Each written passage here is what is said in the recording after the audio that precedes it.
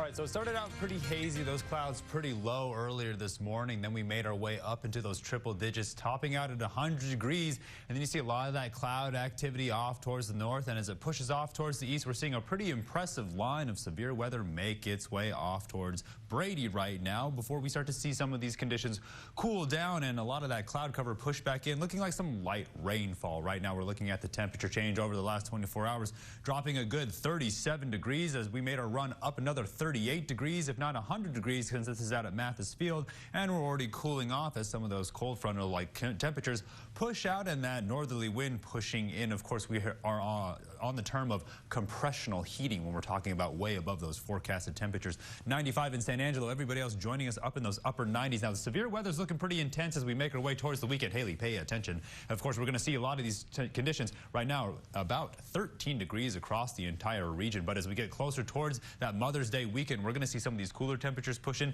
and some pretty strong weather push its way through the panhandle. Of course, you can see those drier conditions off towards the west, and that's where we're seeing a lot of this stormy activity, including those tornado watches being issued for the eastern part of those counties, along with severe weather. Upper level pattern. This upper level pattern is fast forwarded pretty quickly. In about 3 seconds, you're going to see how long this low pressure system takes to get over the Concho Valley. That's where our cold, severe weather is going to come from, and it's going to take aim right here across the Gulf Coast region. Of course, here's the moisture tracker right now. Don't have it moving because look at the severe weather. It is targeting just the Gulf Coast right now, all the way off until Georgia. Now, the satellite is showing you where these tornadoes, severe weather, and flash flooding are erupting all along this line, including parts of the Texas-Oklahoma border, and that's where we're seeing that tornado watch being just covering parts of the Concho Valley. Here's the severe weather warning just taking aim at Brady, and we're turning on the radar right now to get a better idea, even some of these outflow boundaries pushing out of our region. Now, they're already reporting a lot of hail with this storm right now as it pushes out of the area over the next couple hours, but that tornado watch definitely in effect until 9 p.m.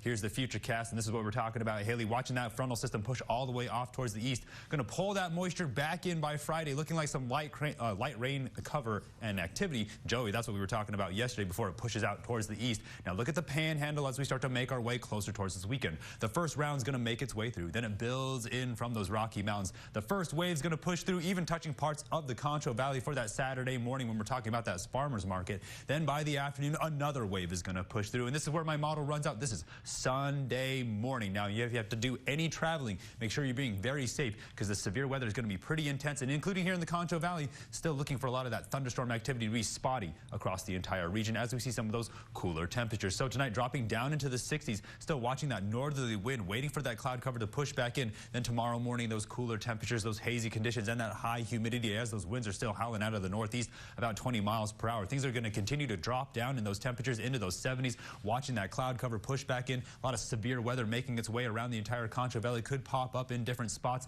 By the time we begin that third week of May, we're already on the recharge as temperatures push back up into the 90s, and we see another opportunity for a lot of that severe weather to make its way through while those lows are still locked in those 60s. Stay tuned. More about the break. You're watching KSAN News at 5.